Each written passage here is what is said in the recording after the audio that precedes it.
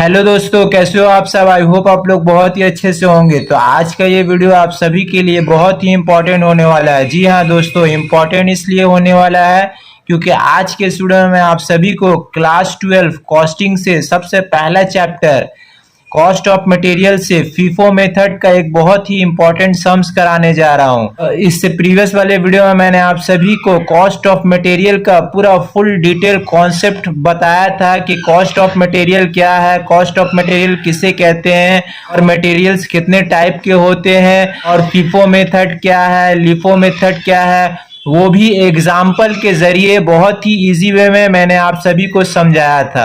तो जिन स्टूडेंट ने मेरा प्रीवियस वीडियो नहीं देखा था तो उन सभी स्टूडेंट से एक रिक्वेस्ट है, पहले वो मेरा प्रीवियस वीडियो देखें, फिर उसके बाद ये वाला वीडियो देखिएगा।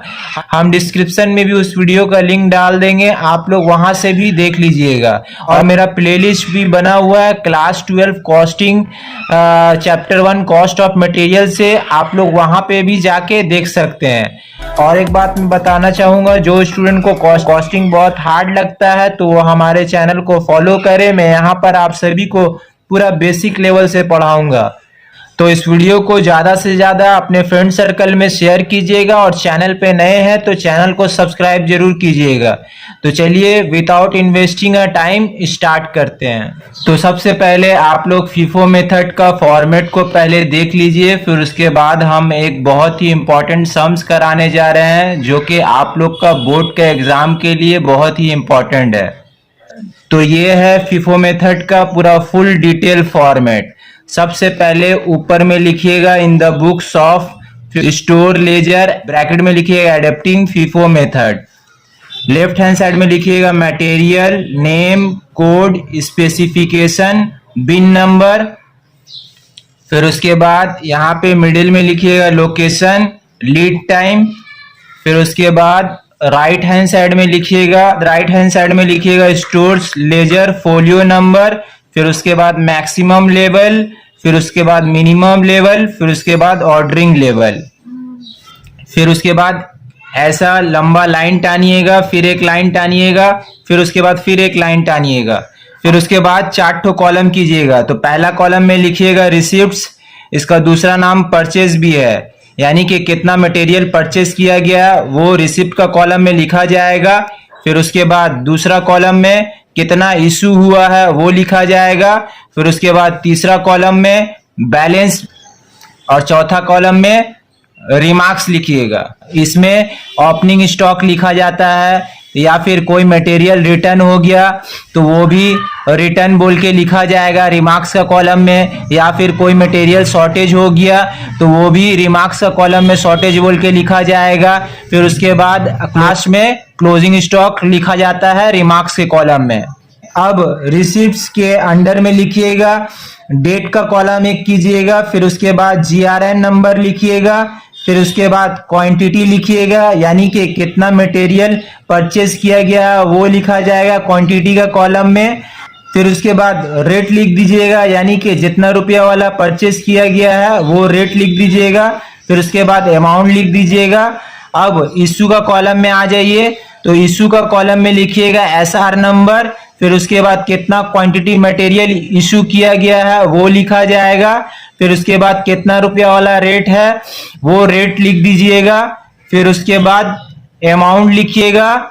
फिर उसके बाद बैलेंस का कॉलम में आ जाइएगा, बैलेंस का कॉलम में कितना क्वांटिटी मटेरियल बैलेंस बचा हुआ है वो लिखा जाएगा। फिर उसके बाद रेट दे दीजिएगा जो रेट रहेगा, फिर उसके बाद अमाउंट लिख दीजिएगा और लास्ट का कॉलम में रिमार्क्स लिख दीजिएगा। तो ये तो था पूरा full detail format FIFO method का। अब एक बार आप लोग सम्स को देख लीजिए जो कि बहुत ही इंपॉर्टेंट सम्स है आप लोग का बोर्ड के एग्जाम के लिए।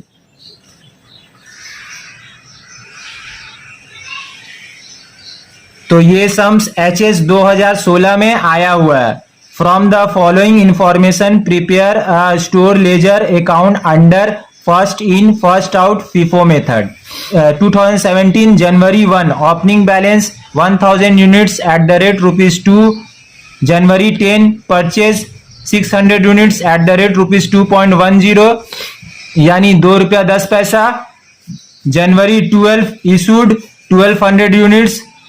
January 22 purchase 800 units at the rate ₹2.20 यानी ₹2.20।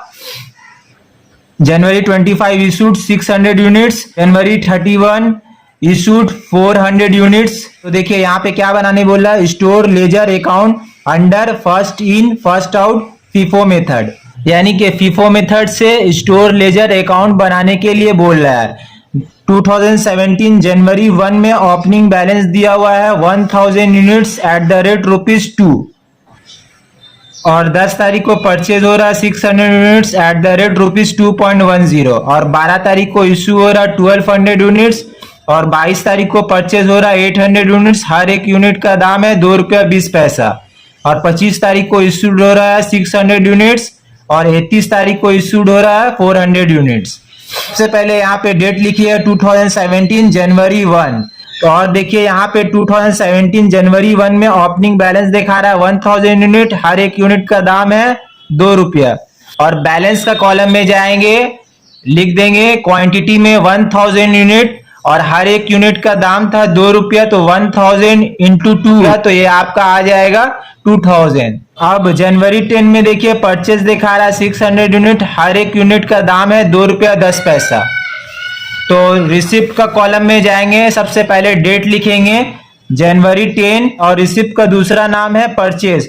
तो 600 यूनिट परचेज किया गया है तो क्वांटिटी का कॉलम में लिख देंगे 600 यूनिट और हर एक यूनिट का दाम यहाँ पे देखिए ₹2.10 है तो ₹2.10 रेट का कॉलम में लिख देंगे। 100 यूनिट को इंटू 2.10 कीजिएगा यानी कि मल्टीप्लाई कीजिएगा तो ये आपका आ जाएगा 1260 और बैलेंस का कॉलम में आ जाइएगा। तो देखिए पहले से था ये वाला 1000 क्वांटिटी तो 1000 क्वांटिटी लिख दिए और इसका ₹2 के रेट था ₹2 लिख दिए तो 1000 इंटू 2 किए तो ये 2000 आ गया और 600 यूनिट अभी ये परचेस किए हैं 10 तारीख को तो ये बैलेंस में जाके ऐड बैक हो जाएगा।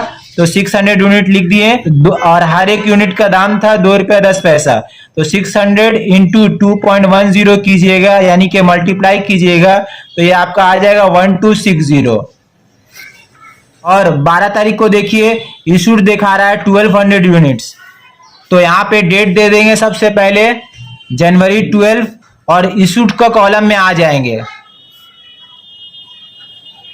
तो इशूड का कॉलम में लिखेंगे, देखिए फीफो मेथड का मतलब क्या होता है, हम इससे पहले वाला वीडियो में भी बताए थे कि जो मटेरियल पहले आया है उसको पहले इशू किया जाएगा यानी उसको पहले आउट किया जाएगा। तो देखिए पहले वाला मटेरियल कौन सा है, ये है 1000 तो 1000 यहाँ पे लिख दिए, ठीक है। हर एक यूनिट का दाम था कितना, पहले वाला ₹2 तो ₹2 लिख दिए तो 1000 इंटू 2 कीजिएगा तो ये आपका आ जाएगा 2000, ठीक है। और देखिए यहाँ पे इशू कितना करने बोला था 1200 यूनिट तो 200 का और जरूरत है तो इससे ले लेंगे, ठीक है। सेकंड में ये है तो 600 से 200 इशू हो जाएगा तो ये अब हो जाएगा 1200 तो 200 और ये हर एक यूनिट का दाम था यहाँ पे कितना ₹2.10 ₹2.10 यहाँ पे लिख दिए, ठीक है। तो 200 इंटू 2.10 कीजिएगा यानी कि मल्टीप्लाई कीजिएगा तो ये आपका आ जाएगा 420।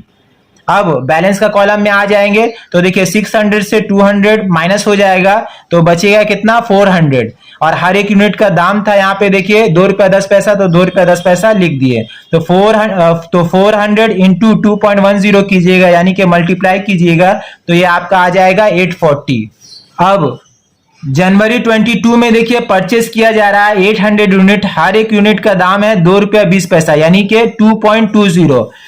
तो यहाँ पे जनवरी 22 लिख देंगे, डेट का कॉलम में लिखेंगे जनवरी 22 और रिसिप्ट का कॉलम में आ जाएंगे यानी कि परचेस का कॉलम में आ जाएंगे। तो क्वांटिटी में लिखेंगे 800 यूनिट, हर एक यूनिट का दाम है देखिए ₹2.20 तो ₹2.20 लिख दिए, इसको इससे इंटू कीजिएगा यानी कि मल्टीप्लाई कीजिएगा तो ये आपका आ जाएगा 1760 और बैलेंस का कॉलम में अब आ जाएंगे।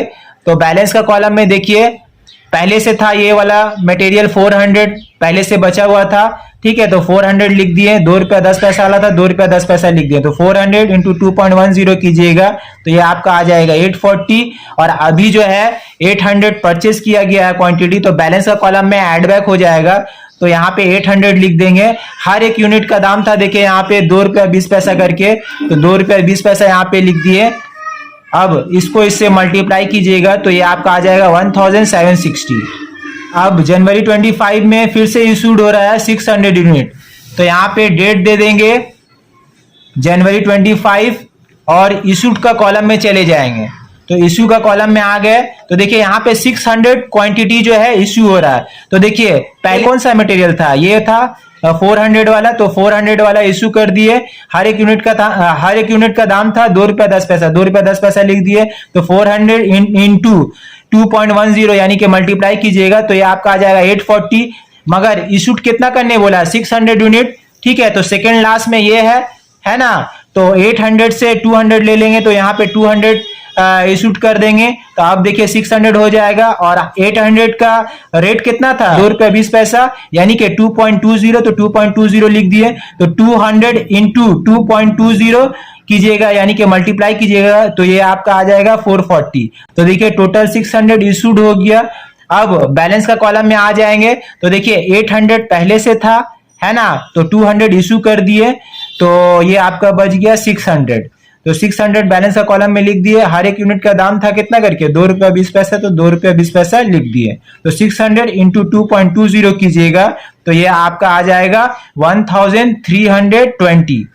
अब देखिए जनवरी 31 में फिर से इशू किया जा रहा है 400 यूनिट। तो डेट का कॉलम में डेट दे देंगे जनवरी 31 और इशूड का कॉलम में चले जाएंगे।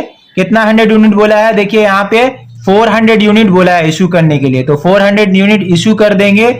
और देखिए यही 600 बचा हुआ है, यही 600 से 400 इशू करेंगे तो 400 इशू कर देंगे। हर एक यूनिट का दाम था कितना करके, 2 रुपया 20 पैसा, यानी कि 2.20, तो यहाँ पे 2.20 लिख दिए। तो 400 इंटू 2.20 यानी कि मल्टीप्लाई कीजिएगा 400 इंटू 2.20, तो ये मल्टीप्लाई करने के बाद आएगा 880। अब बैलेंस का कॉलम में देखिए 600 था, 600 से 400 इशू हो गया तो बच गया मेरा 200, ठीक है। और हर एक यूनिट का दाम था कितना करके मटेरियल का 2.20, तो 2.20 लिख दिए। तो 200 इंटू 2.20 कीजिएगा तो ये आपका आ जाएगा 440। तो ये हो गया मेरा क्लोजिंग स्टॉक। जो मटेरियल बच जाता है उसी को क्लोजिंग स्टॉक बोला जाता है।